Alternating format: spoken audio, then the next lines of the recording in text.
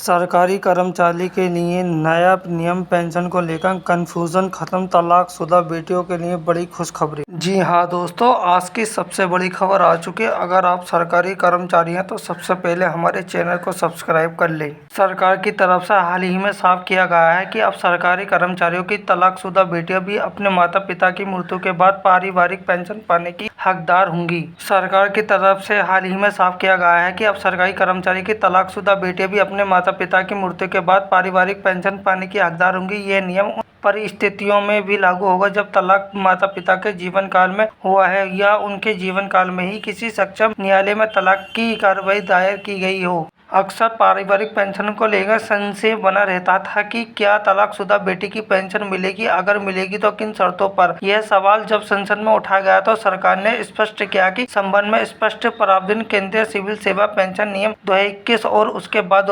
26 अक्टूबर 2022 के कार्यालय ज्ञापन से पहले ही शामिल किए जा चुके। इन परिस्थितियों में मिलेगी पेंशन सरकार द्वारा जारी नियमों के मुताबिक अगर किसी सरकारी कर्मचारी या पेंशन भोगी की मृत्यु हो जाती है और उसका कोई जीवित पति, पत्नी, पुत्र या पुत्री नहीं है या पात्रता की शर्तें पूरी नहीं करते हैं और उसका कोई विकलांग बच्चा भी पेंशन के लिए पात्र नहीं है, तो ऐसी स्थिति में अविवाहित विधवा या तलाकशुदा पुत्री 25 वर्ष की आयु के बाद भी आजीवन पारिवारिक पेंशन प्राप्त कर सकते हैं।